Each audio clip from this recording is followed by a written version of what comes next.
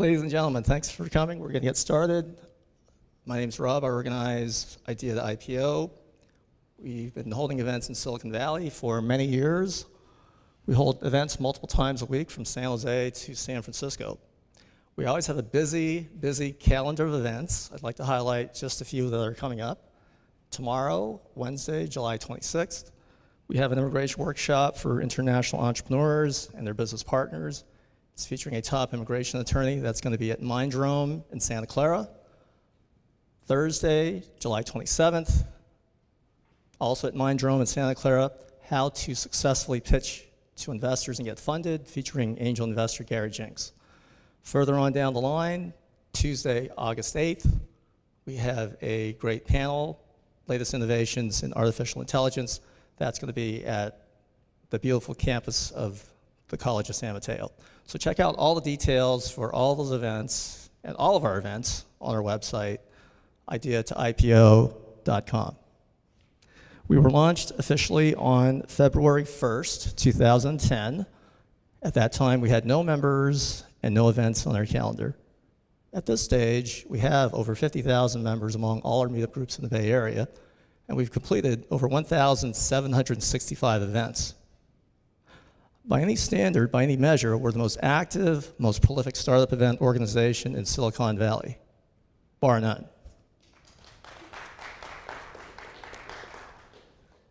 That's it. Okay. Anyway, our mission is to promote entrepreneurship, support entrepreneurs, build community, and provide value in the Silicon Valley startup ecosystem. To that end, we provide content that's practical, actionable, and relevant, stuff that you can actually use to succeed as entrepreneurs. We believe in building community because Silicon Valley is an aspirational ecosystem. It attracts people from all over the world who come here to do great things. In fact, I'm interested in knowing who here is not originally from Silicon Valley? Who here was born and raised in Silicon Valley? All right, that counts. So whether you were born and raised here or you arrived last night, it's important for us to provide multiple channels for you to meet people, build relationships, and grow your network.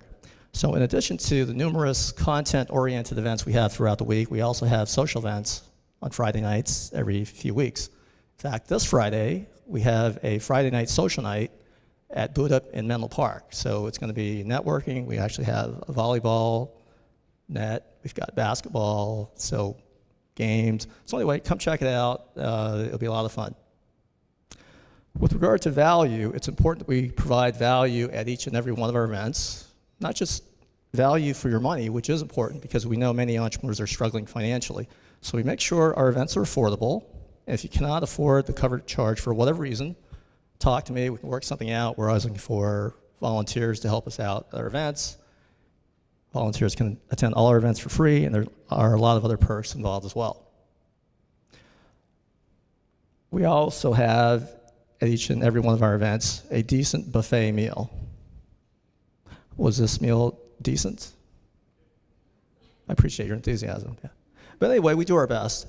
More importantly, though, at each and every one of our events, we want to make sure that you get value for your time, which is your most valuable resource. Anyone here getting any younger? Besides the young lady in the back? Okay. So when you invest your valuable time to come to our events, we want to ensure that you maximize your ROI.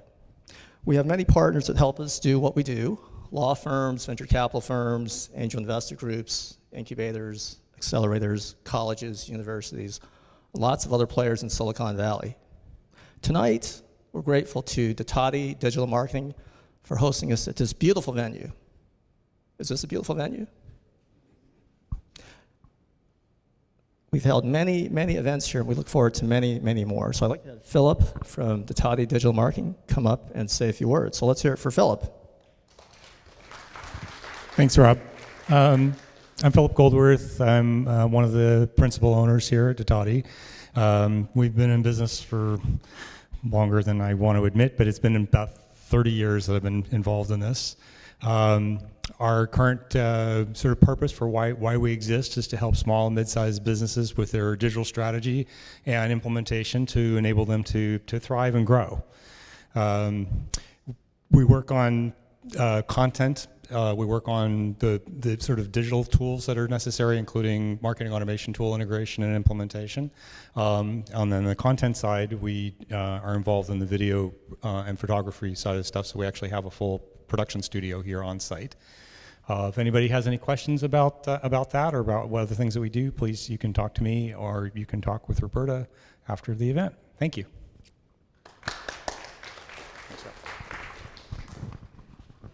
A few of our other partners are here tonight. I also would like to have them come up and say a few words. Let's hear it for Mike and CTO 911. Hello, everyone. My name is Mike with CTO 911.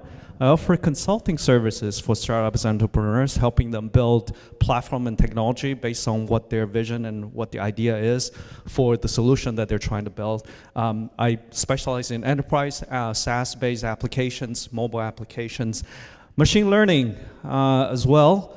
And so lately there's been a lot of development on blockchain and Bitcoin as well. There's a lot of activities going on in that front as well. Many companies are seeking to build solution in that arena, Ethereum as well. So if you have any technology-related projects or management questions that you have, feel free to talk to me after the event. I have a table and cards and brochure at the back as well. So enjoy the event. Thank you. Next up, we have Ali and Planner.ai. Let's hear it for Ali. Thank you, Rob. My name is Ali. We make medical content conversational. So what we have is a chatbot, and we can get your content, take it into, turn it into conversations for patients who do not want to reveal a lot of information about themselves. They want to stay anonymous or discreet. A chatbot is the best tool for them to communicate with your business. It's a SaaS product. If you like to know more information about this product, I would love to share. I would like to talk to you. I have my business cards in the back. Please come and talk to me. Thank you so much. Have a good evening. Right, next up we have Naeem and V Grocery. Let's hear it for Naeem. Hello everyone, my name is Naeem, founder of V Grocery Store. So it's a virtual grocery store. So you walk inside virtual Safeway or virtual Whole Foods and buy virtual products. So I am basically interested to develop faster this company. If you know anybody who is interested to become an intern in this company, get some experiences, or you know anybody who is interested to join the company as a full-time or co-founder or employee, anything, come and talk to me. Yeah. So though our local mission is to support entrepreneurs here in Silicon Valley, our greater mission, though, is to democratize entrepreneurship and innovation all around the world. So to that end, we have a robust YouTube channel, youtube.com/idea-to-IPO. Please check it out. We have tons of videos. We've documented and archived many of our events. And this rich, valuable content is available on demand, anytime, anywhere, totally free of charge. That's whether you're in Sunnyvale, Palo Alto, Maui, Moscow, or Timbuktu. So we will be videotaping tonight's event. FYI, we're going to have our speakers present. Please hold your questions until the Q&A session, which is roughly 8 p.m. At that point, we'll have a mic stand set up. Walk up to the mic, use the mic, ask interesting questions. We'd like to take as many questions as possible. We'll wrap up the formal program about 8:30. You can hang around the network and talk to our speakers. And we are getting ready to get started. You guys ready? Ready, all right. Ready, Philip? All right. So without further ado, I want to introduce our featured speakers, Roberta Kiphuth and Ida Gambin.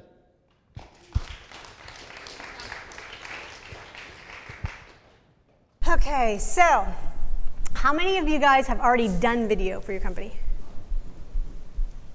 And how many are thinking about doing a video for your company? Well, it's about half and half. That's good. How many don't like the video they did for their company? Wow, 2 people? That's it? Really? So why are y'all here? I'm just kidding. Okay, so tonight we're going to talk about video. And there's a lot of reasons that you can use your video for your startup. We're going to focus on a couple of them because we'd be here all night otherwise. So we want to focus on a couple of things that are very specific for startups. One is getting funding, which a lot of people want to do videos for, and a lot more investors now are starting to look at and accept videos as part of a pitch. And then the second thing that we want to spend a little time on, somebody's phone's ringing, is increasing market awareness using video. So that's if you already have a product, you're trying to get it out there. What are some things you can do, and how do you create a video for that? Ida is going to spend a little time talking about storytelling, because one of the most important things you can do to have a great video is make sure you have a great story. So she's going to cover a few of the storytelling things you need to make sure you're doing in your video, and talk about a few types of videos that are great for startups to use. And then I'll do a quick recap. If you're doing your first video, well, there's like a little checklist at the end. We'll talk about that. And then I just wanted to talk briefly about what to expect when you're planning a video, as far as costs and timelines and resources and things that you need for that. Just a quick slide about who I am and who Ida is. I'm the president here at Datati. As Philip said earlier, we focus on small and mid-sized businesses, working a lot with technology tools, but technology marketing tools to help them do better marketing as small businesses so that they can grow and thrive as well. Ida, do you want to, is her mic on? Oh. So she is a partner she's a founder at her own company called Ida Gambin Creative. And her focus is a lot more on strategy and creative and storytelling, which is why I'm going to let her do that part, because she's really great at it. Okay, so what's going on in the world of video out there? And you'll say, well, obviously these numbers aren't right because they're from 2015, and I get that, so that's not current. But the point is, I'm not concerned about like exactly when these numbers were done, but the trends that you can see when you look at the statistics about what's going on out there in the world. So marketers clearly understand that having video in the mix and using video for marketing grows revenue a lot faster than not using video.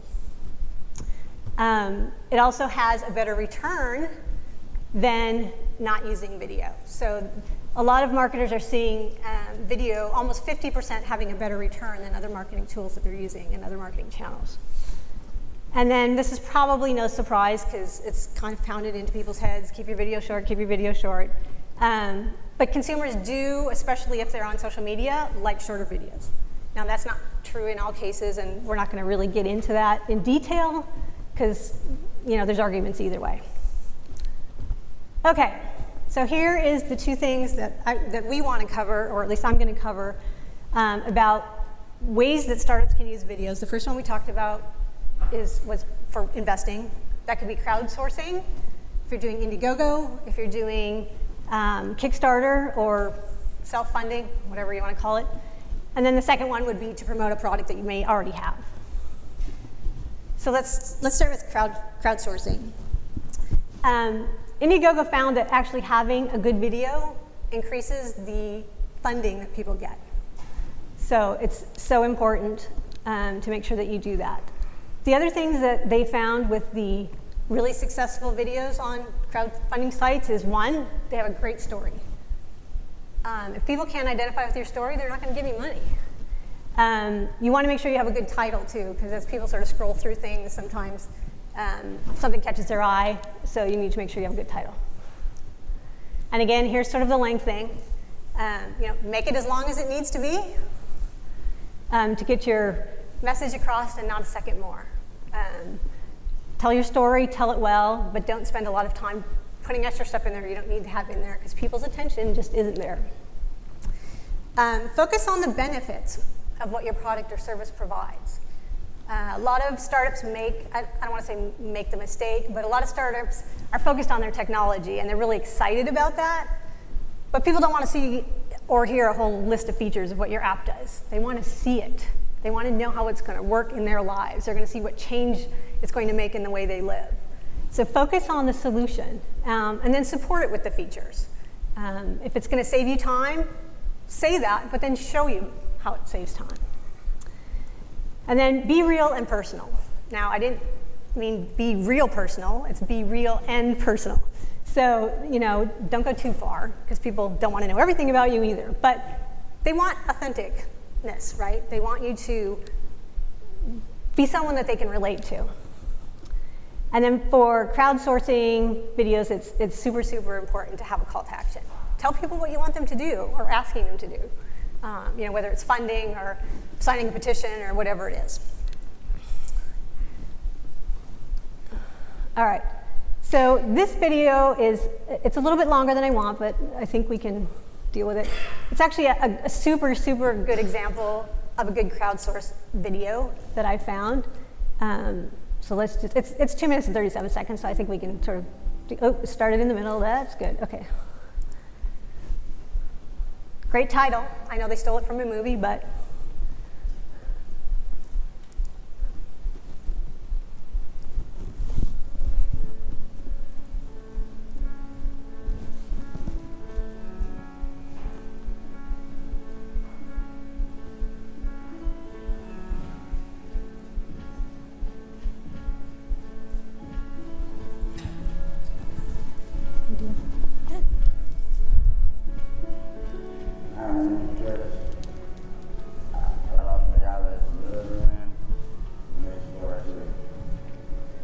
My name is Kat, and this is my dog Manai. I used to sleep here, and now I sleep on my truck. Hi, I'm Jeremy. I tell jokes, and I've been a barista for all of, I don't know, a couple of weeks now, trained up. And this is where I sleep. My name is James. I am a Chinese professional chef. This is what I sleep. My name is Ryan. I'm from Bellingham, and it's going to be a hairdresser, and this is where I sleep. My name is Liam, and these are my sons, Mason and Tyler, and this is where we sleep. My name is Gail Avery. I'm 76 years old.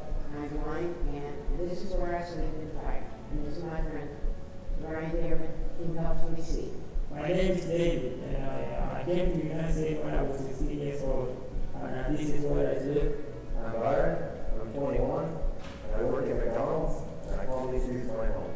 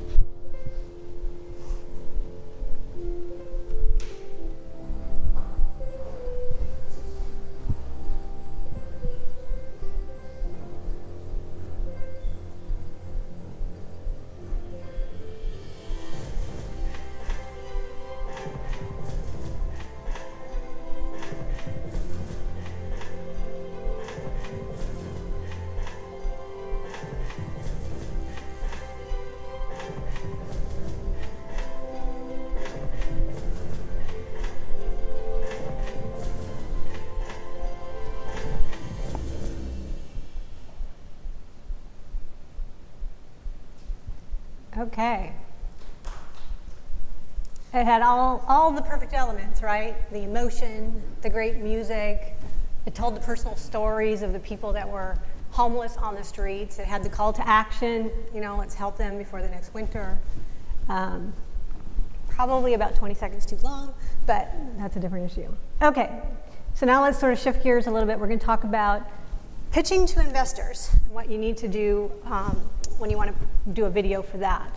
So one of the reasons why a lot of investors and entrepreneurs like doing video now is because there's problems with the traditional pitch deck, which you're probably well aware of. A lot of times you just send these things into them and you don't get the personal face time in front of them to be able to pitch. It's like, send me your stuff. So you're kind of at the mercy of them. So part of the problem is, you know, they can misinterpret what's on your slides, right? They could misinterpret the data. They could not really understand what problem you're trying to solve. They can't get that sense from the founders of why they're passionate about what they're doing. That's really hard to get across in a PowerPoint. Investors get thousands of these things. Well, at least hundreds, maybe not thousands. So they're looking through these things very quickly. So if your deck doesn't stand out different from anybody else's, is kind of next.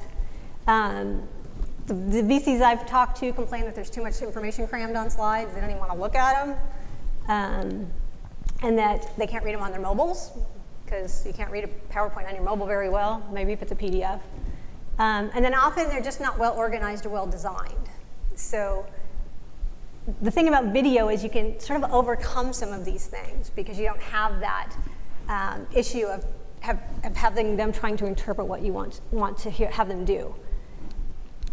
So if you're going to actually do a pitch video for investors, here's some things that you should have. A compelling story, I mean, we've already talked about that. And then tell your story through the problem solution, which we talked about as well.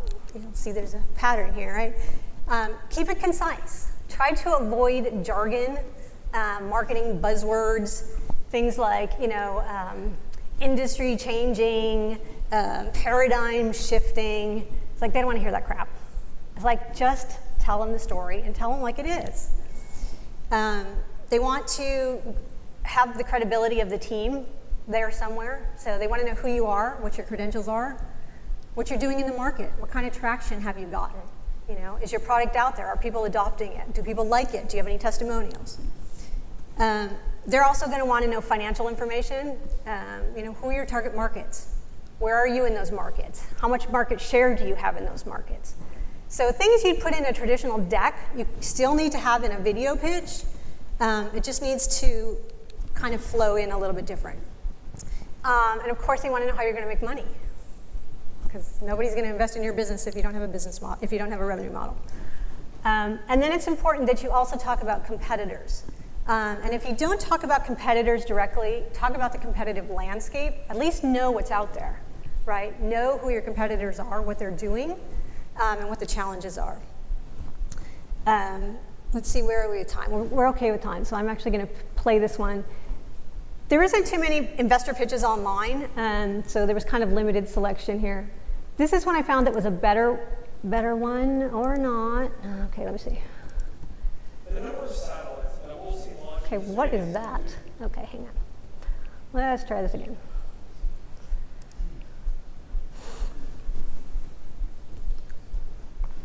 Hi, my name is James, and I am the Space Cowboy and CEO at Skywatch.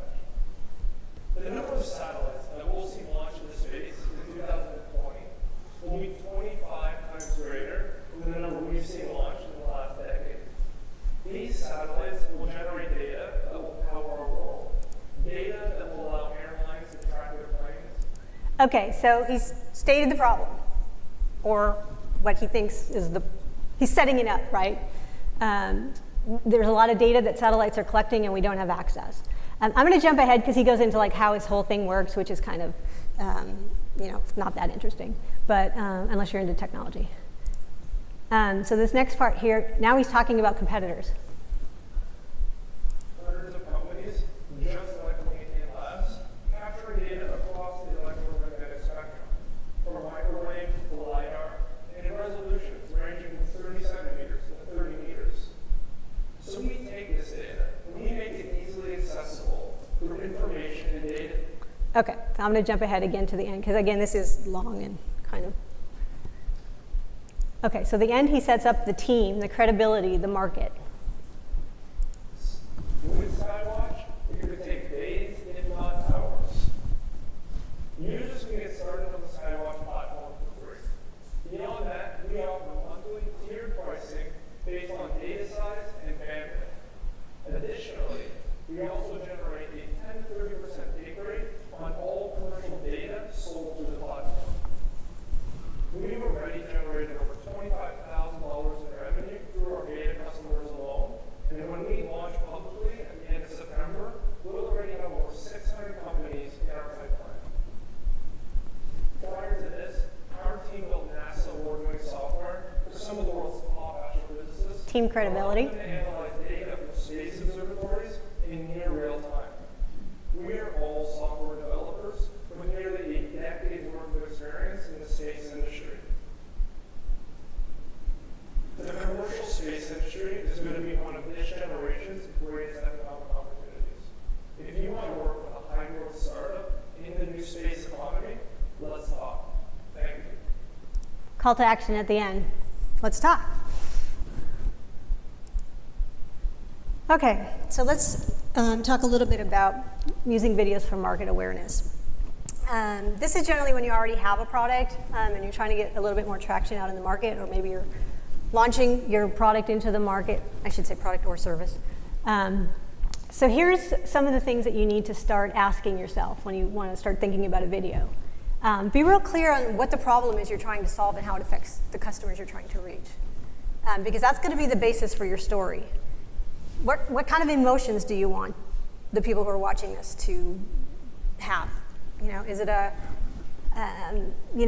futuristic, you want to get people excited about something for the future? Do you want people to be, if it's like a crowdsourcing video for like a nonprofit or a foundation or something, maybe you want them, like in the Seattle movie, to have more of an emotional reaction, right? It's like, I gotta help, I gotta do something. And then what is the story you want to tell? Do you want to talk about the technology? Do you want to talk about why you're doing what you do, which is probably a better choice? But how do you put it all together? What's the story, ultimate story you want them to know? And then how do you humanize it so they can relate to it, right? You're talking to people, so you have to create a video that reaches out to them as people.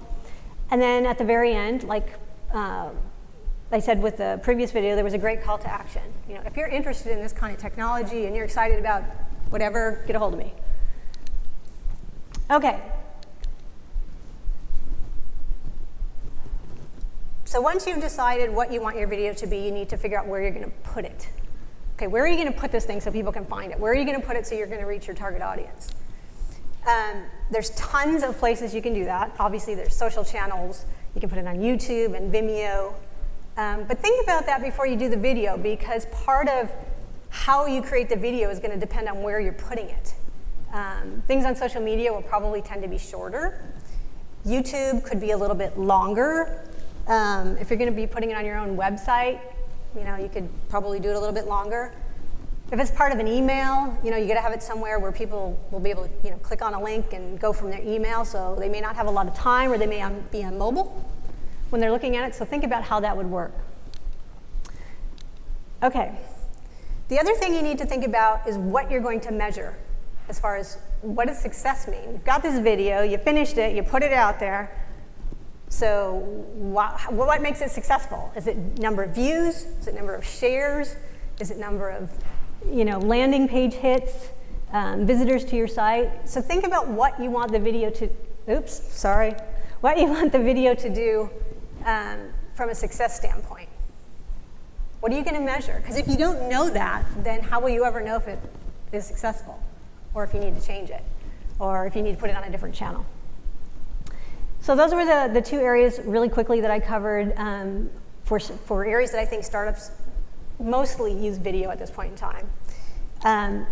Next, we're going to talk about storytelling. So I'm going to hand this over to Ida, and while I do that, you guys can think about what the answer to this question might be. Okay. I have a question for you guys, and does anybody of you know who the most powerful person in the world, who said the most powerful person in the world is a storyteller? Any guesses? That's right. Steve Jobs said that, and he believed in the power of telling stories. He said that the storyteller sets the vision, the values, and the agenda for generations to come. And it's easy to see why. Stories help build trust. According to Neil Patel, who is a serial entrepreneur and who Forbes magazine says is one of the top 10 online marketers, Neil Patel shared the fact that there's scientific evidence proving that storytelling builds trust. For instance, when you tell a story, what happens is that in your audience's brain, it starts stimulating the sensory and motor cortex part of your brain. And as you tell your story, your brain activity and your audience's brain activity actually start synchronizing and mirroring each other. This state is called neural coupling.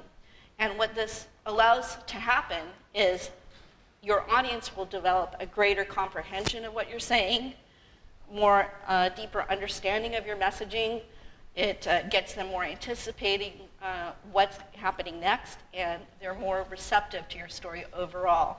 And all these things help develop more trust and develop a relationship with your audience. We're going to talk about the most popular types of videos for startups, and I have 3 listed here. One is the explainer video, which is actually a great way to introduce your products, your company, and your brand to your audience. It's great for awareness. The second type of video is a product demo, which is where you'll actually be able to tell your benefits and features about your product. And then third, we'll go into case study testimonials, which is a great way to show how people are actually embracing your product and to show that you also are gaining traction with your product and company. Let's start with explainer videos. Many brands actually start here because it's a great way to show how to do something more efficiently. Here's an example of an explainer video. It's an email, it's actually an app called Unroll Me, and it allows you to unsubscribe from emails. So, we're all going to do that right now, aren't we?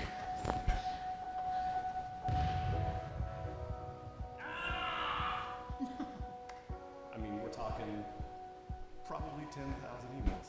Oh God, do I open it?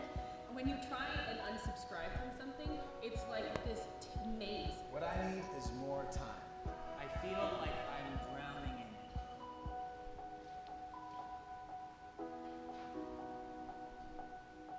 Unsubscribe, unsubscribe, unsubscribe, unsubscribe. Unsubscribe, see ya. Unsubscribe. Yeah, let's keep that. It's kind of fun. It's like a game. Oh man, this is cool. This makes it really easy.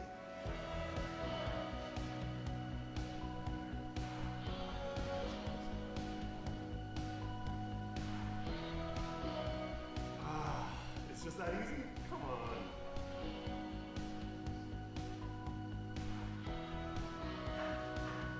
All right, don't you all be downloading that right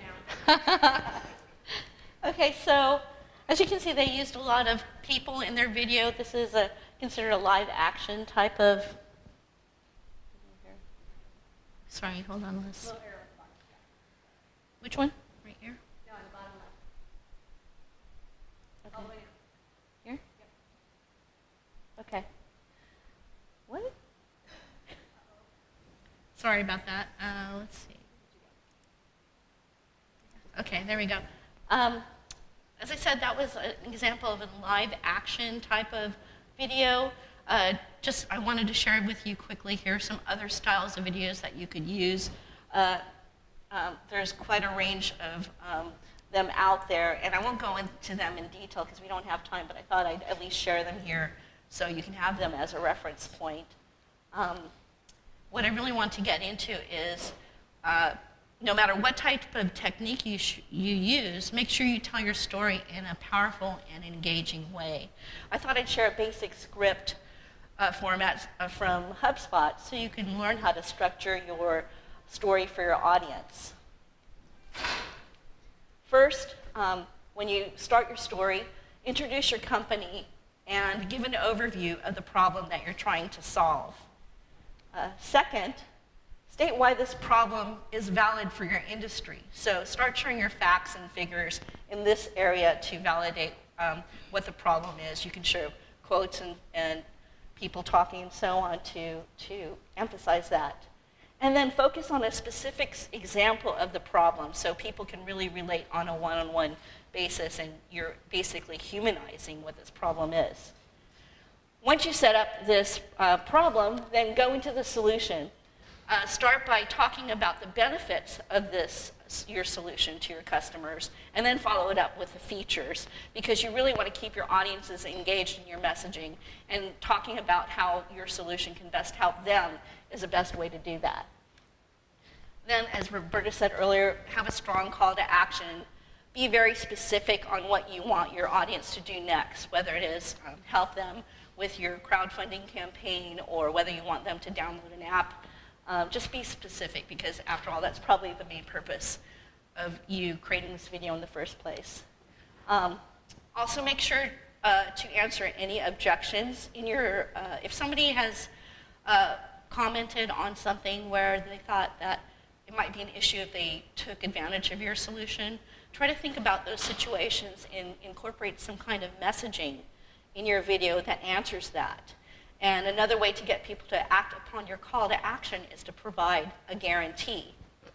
Lastly, a great way to end your video, if it's an explainer video, is end with a testimonial or case study. Once again, you're hitting home on the fact that people are enjoying your product or solution, they're engaging with it, and it also shows that you have traction. One tip that I thought I'd like to share is that for every minute of video, you have about 150 words to use. So keep that in mind. Be concise when you write your script.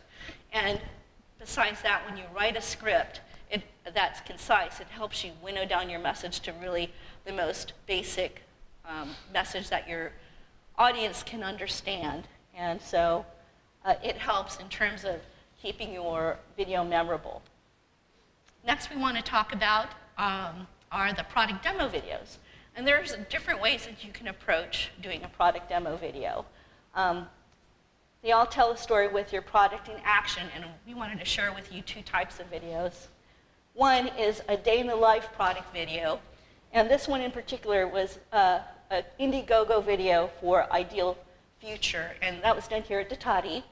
And I'm not going to play it right now because we're not going to have enough time, but basically the gist of this video was, in the beginning they set up the presentation by showing what this product does. This product was called Dragonfly Future, and what it was this innovative solution where it combined a phone, laptop, and computer into one. Once they'd finished with the product demo part, they segued into a day in the life story where we followed one lady around who used the product from morning to the evening. So it's a great way to get a bunch of different uses for your video, show how people can actually use it throughout the day. Actually, here's another type of video I'd like to share with you. This one is what happened here? Okay. Sorry. Another type of video that I'd like to discuss are theme-oriented videos. I'm sorry, hold on. This one is a little bit different. Theme-oriented, theme-driven videos that highlight products. This one, for example, is a video that I had written for Sonos. And Sonos had developed a mobile app that you can actually put on your phone and use your phone to control all of the Sonos equipment you have around the house. And what's powerful about using a theme-driven video is that you can help your audience remember the benefit of your products. In this case, the theme that we came up with was Rock the House. And it basically stated the benefit throughout the video in certain key segments and allowed people to remember that much stronger. Third type of video I'd like to talk about are case study videos. And these are great for showing your success stories.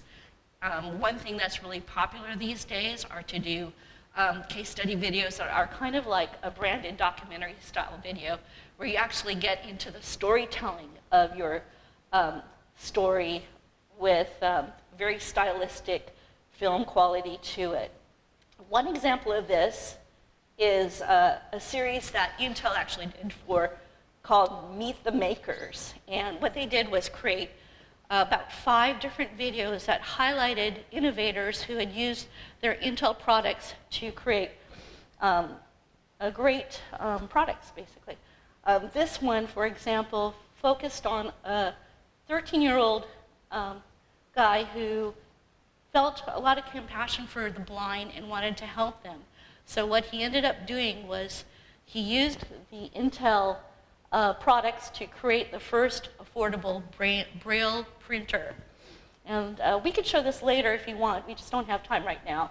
But it's a great way to get the emotional quality into your video, inspire your audience, and have something that they can really relate to. Lastly, the One other type of video that is very powerful to use is the customer as hero video.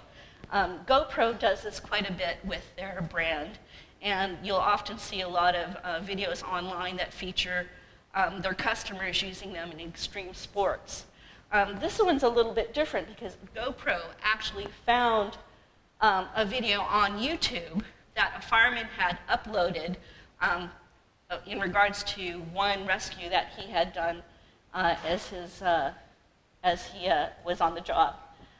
He basically rescued this kitten that was unconscious and then brought it back to life, and it was a very emotional, stirring video. And whenever you can show your customer as hero and provide something with a lot of emotion, you're really going to engage your customers or your audience, because they really can relate to an everyday person as a hero. So when you can do that, that's like gold. I'd like to also share a few do's and don'ts when it comes to storytelling. Don't be egocentric. Don't make the mistake of focusing on yourselves. Focus on your customers first, and then bring yourself in and show how you can help your customers with their needs and problems. Second, don't just rely on the facts. Of course, that's really important when you're doing a startup video to prove the value of what you're doing. But a lot of times when you have powerful facts, you tend to skip over the opportunity to create an emotional connection. So, let's see, sorry about that. So, when you have when you're showing facts, try to make it more engaging by showing maybe a human in the background or some kind of quotes that support your facts, so you're actually creating more of a personal feeling about these facts that people can relate to. Lastly, don't exaggerate. I've been to quite a few startup meetups with entrepreneurs and investors, and they always say, never say you're the Uber of whatever. That's a quick way to lose your credibility. And besides, if you think about it, you all have a unique story to tell. So tell your story, be authentic when you tell your story, and you're going to get people interested because they want to engage with you. Some do's. Make your story tangible. Make sure you cover all the basics of who, what, when, where, and why in your story. Number 2, make it relatable. People love to root for the hero, and they love to root for the hero, and they like to boo and hiss at the villain. So make sure that you have a character that your audience can identify with, and kind of ask yourself, do you understand what drives that character? That way you know you're having a character that people can really relate to. If you understand what drives that character, your audience is going to as well. Make your story immersive. Help your audience experience. Oh, sorry, I have a little trouble here. Make your story immersive. Help your audience experience what they've only heard about before.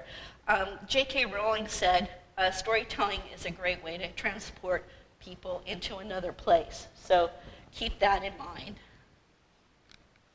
Make it memorable. And what I mean by that is make sure your characters are strong and interesting. Think of Star Wars. Think about big drama, because you want to keep your audiences engaged at all times, and that's really key. Lastly, make sure your stories are emotional. You don't want your audience just to think about what you said. You want them to actually feel what you said, feel an emotion for your characters and story. So create that emotional connection. And remember, marketing is no longer about the stuff you make. It's about the stories you tell. And then with that, I want to transfer it over to Roberta. Who's going to...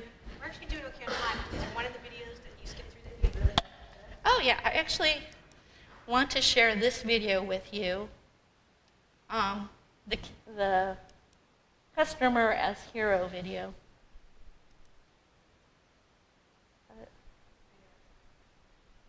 Where is it? There.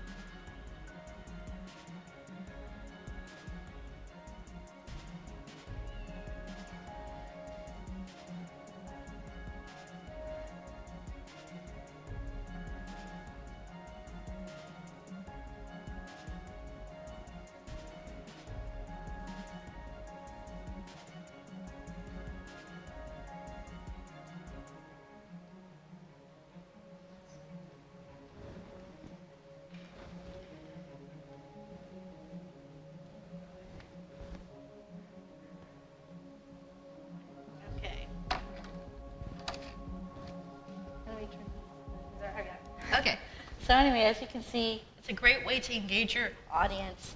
And anytime you can make your customers the hero, you're going to have people really interested in the story because they can imagine themselves in that position. Okay, so Roberta's going to take you through a video. I've seen that video like 5,000 times. It still makes me cry. Okay. Let's do a quick recap when you're creating your video. So define your purpose. Figure out what it is you want to do a video. Why? Why? Ask yourself that question like 20,000 times. Why? Why am I doing this video? Why is it important? Why do people care? Why do I want to put it out to the world? Because if you're clear on that, then you'll get clear on your story. You need a who. Who am I doing this for? Who's my audience? How do I reach them? What story do I need to tell to them that they're going to identify with? And then what kind of video would fit that audience? You know, are they millennials? Okay, maybe you need to do a 6-second Vine video. You know, if it's, you know, an older audience, they're probably, you know, on something like Facebook or YouTube. You know, think about where they might be watching this. What devices they'll be watching it on. How they're watching it. The length we talked a little bit about, I don't think that's so important. I mean, I think you just need to be mindful of it. And my advice will be the same that I gave earlier. You know, make it as short as you can, but as long as you have to, right? You know, to make sure that you get the information and the story out that you want to tell. And then we talked about determining what success means and be realistic. You know, putting your first video out on YouTube and saying, I want, you know, 1 million views is probably unrealistic. You know, what's a real number? What's the size of your market? How are you going to promote it? How are you going to get people there? Because if you don't set realistic numbers and you fail, you're going to feel bad. So, you know, make sure you're realistic about what to expect for your videos, because then you can make changes and you can adjust and you can try different channels and you can try different things. And then, as I had talked about, you know, establish your brand story. What is it you want your brand to be putting out to the world? What story do you want to tell about your products and services? What do you want people to learn about your company? What do you want people to think about your company? How do you want people to feel when they hear your name? When somebody says Apple, I guarantee you just about everybody in the Valley has some image in their head about what Apple means, what that company is, what they stand for, what their mission is, what their purpose is. That's the kind of thing you want to start getting out there, because that's how you're going to leverage your videos. You're going to get that story out there, and people are going to hear those stories, and people are going to internalize those stories, and people are going to share those stories. Okay, so expectations. Don't all freak out when you see the numbers here. So I tried to be realistic. There's obviously a full range depending on how crazy you want to get, how long you want to get, how much B-roll stuff you want to shoot, you know, if you have to pay actors or makeup people or whatever.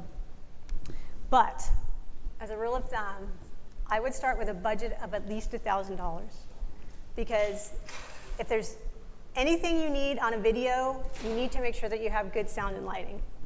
Those are the two most important things. And then don't forget, all these videos we saw had music. Okay, well, maybe you have a friend who does music, great. There's a lot of stock music out there that you can purchase. It's really actually quite excellent now, and there's a good selection. Do you need to shoot B-roll? Is there filler video stuff that you need to do? Is there screen captures you need to do? Do you need to have someone come in and help you with your script? Do you want a storyboard artist or a writer to come in and help you figure out what that story is going to be and how to best present it through your video? And then, of course, there's the production costs. You know, are you going to rent a studio? Are you going to do it outside? Are you going to do it on site somewhere? You know, lights, cameras, people, you know, operators, things like that. And that kind of leads to resources. You know, who's going to be on your team when you're shooting this video? Try to find someone that will take care of some of the, you know, tactical stuff, and somebody who's kind of directing the storyline so you stay on track. And then, you know, maybe somebody who's just sort of keeping you on schedule or doing administrative stuff. Because if you try to do it all, it's just going to be kind of a mess. So find some good people to support you. It'll help your video go easier. And then as far as a timeline, I didn't want to give you hours because, again, it really depends on the length of your video. So I tried to break it down in percentages. So here's kind of a rule of thumb that I like to tell people when they ask me, gosh, I don't know what to do for a video. Like, what should I be spending my time on? And I tell them 40% of your time needs to be spent up front planning. It's very, very front loaded. You need to plan it. You need to make sure that you've got your story, you've got your flow, that you've got your points that you want to make in your script, and that you're planning that all out. Very small percentage, well, not a very small, the smallest percentage is actually going to be the shoot itself. Because if you've planned it well, you should be able to shoot this thing fairly quickly. And then post-production. Again, this is going to depend on how much stuff you need to add. Is there B-roll that needs to go in? Do you need to add captions under testimonials? Do you need to add music? Do you need to, did somebody have to take 20 takes to get their dialogue right? So do you have to, shuffle through that and find the right ones and clip them all together? And then final thoughts. And again, this is probably just reiterative, but it's reiterative, so I'm trying to make a point. Make sure you have time to plan. Don't try to rush into a video. If it's going to be a good video, you got to plan it. You got to spend time talking through it, planning it, writing a script, rewriting a script, outlining, re-outlining. And then practice. If you're going to have somebody on camera and they're going to be the person on camera that's selling your product, or if you're going to be the person on camera selling your product, don't think you can wing it when you get in front of a camera. Because I can tell you from experience, even as much as I may speak in front of people, when you get in front of a camera, it's like all bets are off. And then just remember, it's always going to take longer than you think it does. I mean, you may say it's going to take me a day to shoot and get this all done. Yeah, double that. It's kind of like building a house, right? Get your price and then just double it. And then sound and lighting. Make sure that those are, the two most important things. If you can get the best sound and lighting you can have, you've got a chance of making it at least better. And then make sure you have the right person on camera. Not only do they need to practice, but make sure it's the right person. It may be your product, and you may know it inside and out, but you may not be the right person to have be on camera. If you're not comfortable in front of a camera, and if you can't bring that story across and connect with that audience, then find someone who can. Because it's really more important that that story connects than it's you on camera. Now, the only exception I would say there is maybe in the VC pitch, because a lot of times they do want the CEO or the founder or the entrepreneur on camera because they want to know what you're like. And then stay true to who you are as a company or as a person, if it's just you. Make sure you're developing your own brand and your own authenticity out there in the world. Don't try to copy people or, do other things. Okay, so who's ready to go make a good video now? Yeah? No? Yes? No? Okay. So I am in the process of creating a video guide for people that are doing a first video. It's in process. If anybody wants it, email me, and when it's done, I will make sure I send you a link to where you can download it. So with that, I think we're done, and we're ready for questions. Let's hear it for Roberta and Ida.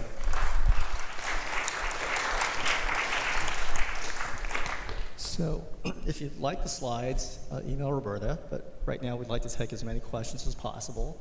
So if you have a question, just walk up to the mic, form a little line, and ask awesome. away. We did a good job because nobody has any questions. Right on. I like that. Use the mic. Go ahead. Wait. No, darn. I thought I was going to go home early. Shoot. There's always somebody. Where do I look to get music? I heard it most 99.9% has copyrights license or whatnot. So is there somewhere? There are stock houses that also sell music just like stock photography. So you just basically purchase a license to use it for whatever you want to use it for, just like you would a stock photo. Where would I go to check? Google. No. There's a site called, you can do royalty-free sound clips, whatever, but there's a site called Sonic. We can look it up for you. Yeah, we'll look it up. But you can Google it. Just Google royalty-free music or something like that, and you'll get a bunch of them. Hi. Hi. I'm just curious how you feel about using iPhones to make professional videos. I've heard a lot of people say. I know that some news organizations shoot on iPhones now. It depends on what you want the video to be. So the reason a lot of news organizations do that is because it's kind of that get real video, right? They want to give people the sense that they're there on site and whatever. And if that's the effect you're going for, then it's probably fine.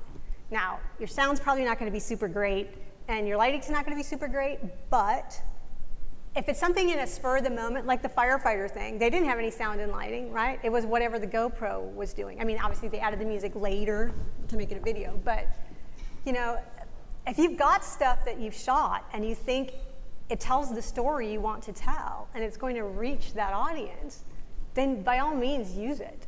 Well, I was actually really wondering if it's possible to really try to make a real. It is.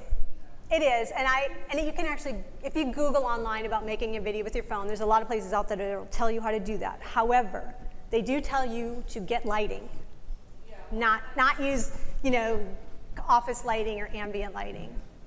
They're saying, they say make sure you do get good lighting though. You know, that's one of the sort of caveats. So, because lighting is super important.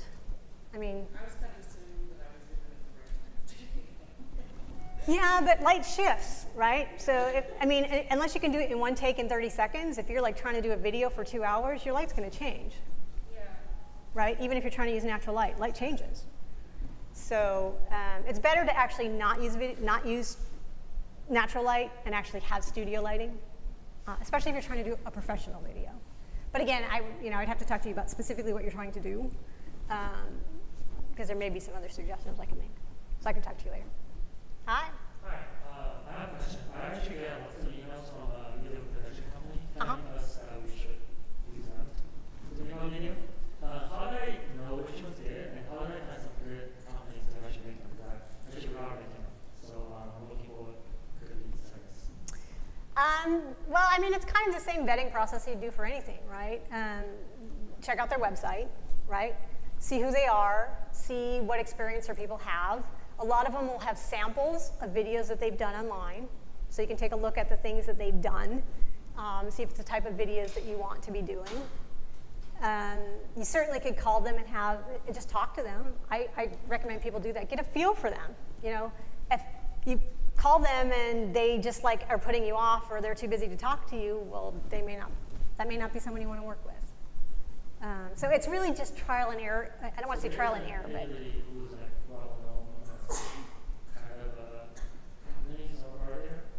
Well, other than Datati, let me think. No, you could actually just like Google video production companies in the Bay Area. There are a lot of them. There really are. There's like hundreds. I don't have any specific recommendations. I could probably give you some, but I need to know a little bit more about what you're doing. Okay, so I can talk to you. What do you think about infomercials? Have you done video for infomercials? No. Pros and cons? Well, are Kickstarter videos infomercials? Kind of. They could be. Not really. But no, I haven't done any infomercials. You mean just like basically push a product? Yeah, the 1 to 5 minute, and it'd be late night or weekend type of videos of ATV. Yeah, we aren't really doing anything. I don't think we've done anything that's really broadcast sort of video. Most of the videos. Huh? She can speak to that a little bit. Actually, I have my background is in advertising, so I've done a lot of commercials and created actually a commercial for Bowflex.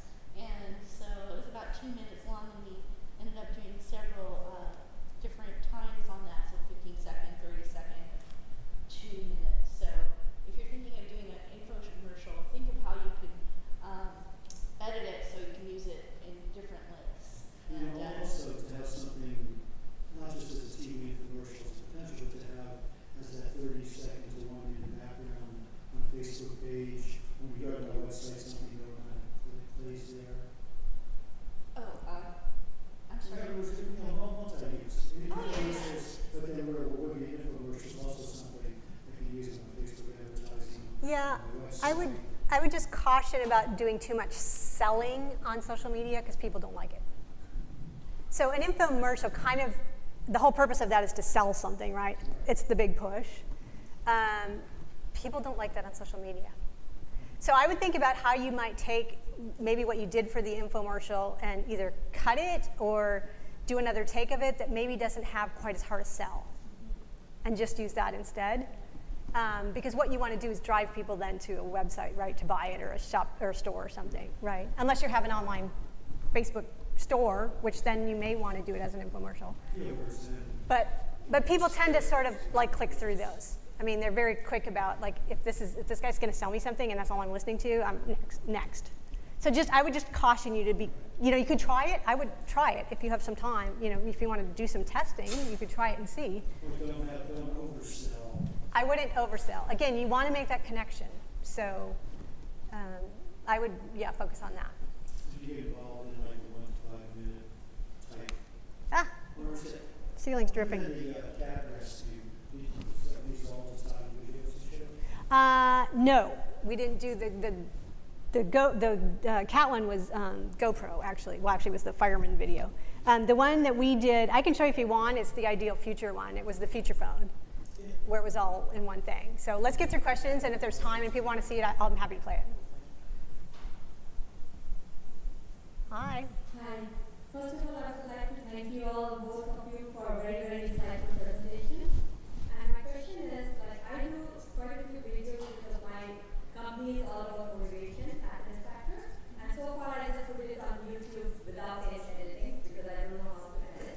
So what are some of the best software for Windows, not for Apple, like to edit the videos? I don't know. I don't get into the editing. I might let Philip answer that question. There are a lot of tools available on the Windows side. If you're just looking for something that you can get easily, Adobe Premiere is access is easy to get that. But Sony has a product. There's probably 15 or 20 different editing packages. It's really going to depend on what level of editing you can get. I mean, Even Movie Maker, I don't know what Windows has got something that it ships with for just doing basic, home movie sorts of stuff. You can still do effective editing in something like that as long as it's basic stuff. So, there's a lot of tools available. They're some of them, everything ranging from something that came with your PC to things that are, considerably more expensive, but you can get stuff for a fairly reasonable price.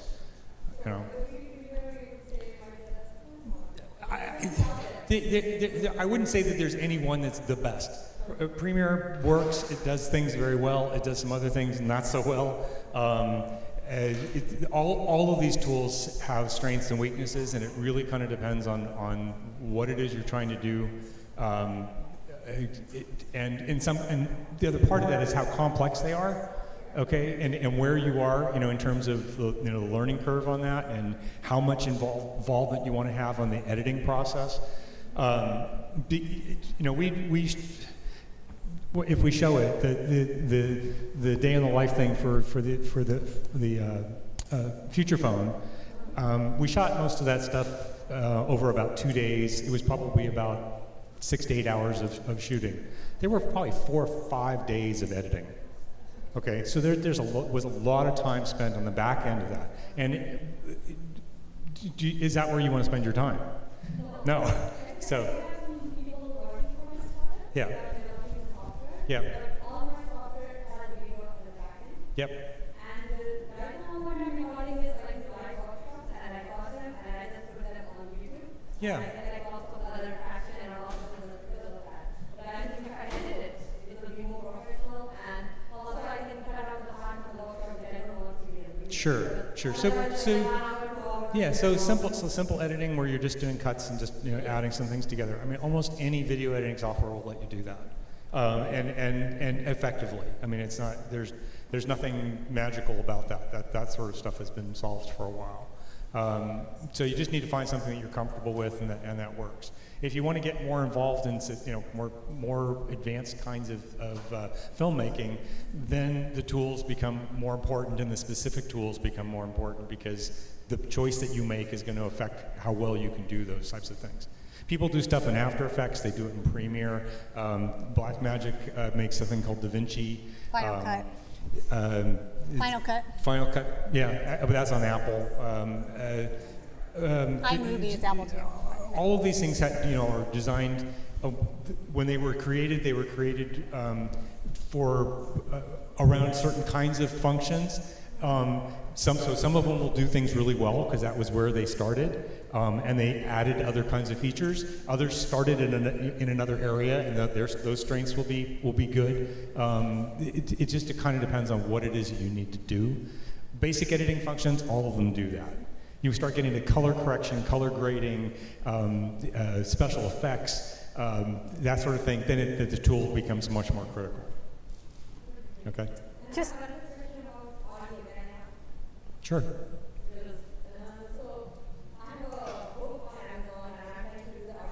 Mm-hmm. Mm-hmm.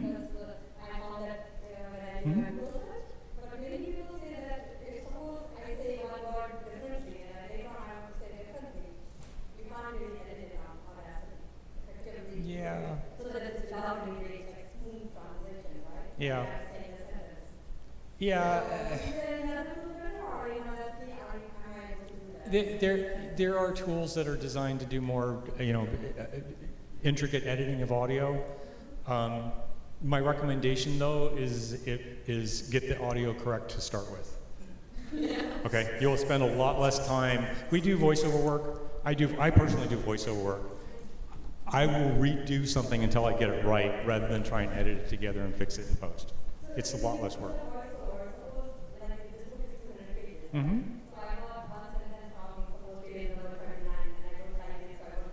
Yep. So how do you go back to that particular section and then change it so that the rest of what you recorded does not get affected? You don't just re-record one word, you re-record the paragraph, or maybe you re-record the entire page so that you can blend that in. It's still going to be a cut between one paragraph and another paragraph, so you need to have a place where you can start and stop. What happens, though, is when you go back and re-record, your speed is different, the timbre of your voice is different, just the way you read, so you have to practice that. Well, I wouldn't do the entire chapter. You find a spot where you can break and redo a section rather than trying to edit into a single piece. Okay? Yeah. Any other questions? Yes? No?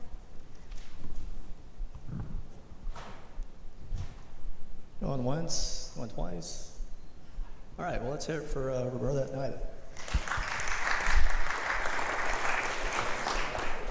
Anyway, they'll stick around, take questions one-on-one. Feel free to hang out and take some food home. So thanks for coming. I'm happy to play this if anybody wants to watch it otherwise. You want to see it?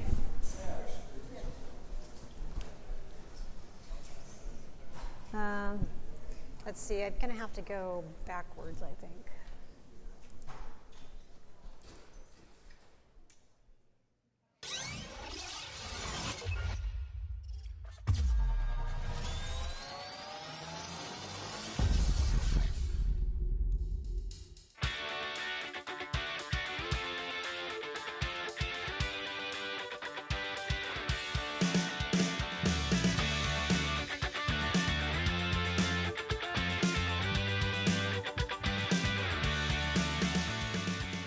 At Ideal Future, we created a device that will stay with you all day and meet all of your needs. Meet the Dragonfly Future Phone. The Dragonfly is a phone, tablet, and laptop that fits in your pocket. It's easy to use, lightweight, and powerful. All of your favorite devices working together to make your life simple again. To help you understand how simple the Dragonfly is, we'll show you what it's like to have Dragonfly for a day. Let's take a look. Mornings with the Dragonfly are liberating. When you don't have to worry about packing for the day ahead, you can relax and enjoy your morning. No more stress over last minute syncing and downloading, because Dragonfly goes where you go. All you have to do is detach the tablet and enjoy all your morning rituals. And of course, all your devices come with a Bluetooth and portable charger. And when it's time to leave, Dragonfly is ready to go. With Dragonfly, you can walk out the door in a flash, and you are ready for whatever the day throws at you. To take a call on the fly, just unsnap the slingshot from the base and use it like the smartphone you have now. A mobile lifestyle is a part of the future. Setting up your laptop has never been easier. One snap takes you from phone to computer, and the dual screens allow you to skyrocket your productivity. You also have the freedom to use Windows and Android to address the changing demands of your day. By now, you can see it's time to say goodbye to all the devices and start living lighter. It's super easy to get your own Dragonfly by visiting our recent crowdfunding campaign. It's open for a limited time to take orders at our low early adopter price. Join us today and live lighter with your Dragonfly Future Phone. Visit our Indiegogo campaign to get your very own piece of the future today.